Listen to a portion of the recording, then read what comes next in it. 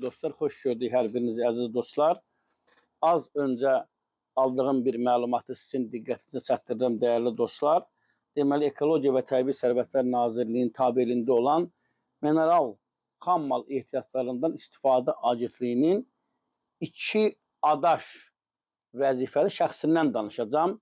Biri mineral xammal ehtiyatlardan istifadə agentliyinin sədri, biri də həmən idarənin monitorinq nəzarət şöbəsinin müdüründən danışacağım. Deməli, ölkəmizdə fəaliyyət göstərən bu yeraltı sərvətlərin çıxarılması və istifadəsi ilə məşğul olan sahibkarlar dağ mədən adlı bir sənəd əldə etməlidirlər və təbii ki, bu sənədi əldə edəndən sonra onların fəaliyyəti qanuni sayılır. Həmən bu sənədin əldə olunması mümkündürmü?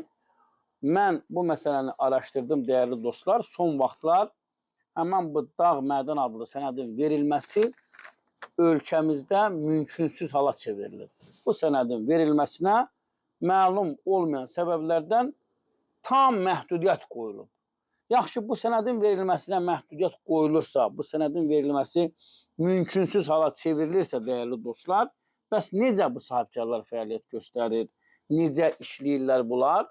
Deməli, həmən bu sənədi olmayan, bu dağ mədən sənədi olmayan sahibkarlar gedirlər mineral xammal ehtiyatlarından istifadə agentliyinin sədri Samir Hidayətovun yanına, onunla razılaşırlar. Onun şəxsi, təbii ki, məndə olan məlumata görə qaydaları var.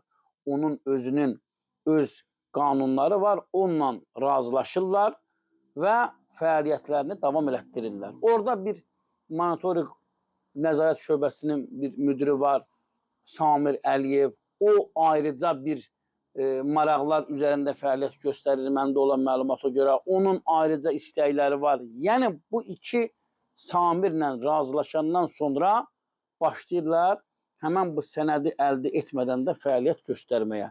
İndi bu dağ mədən adlı sənəd niyə verilmir?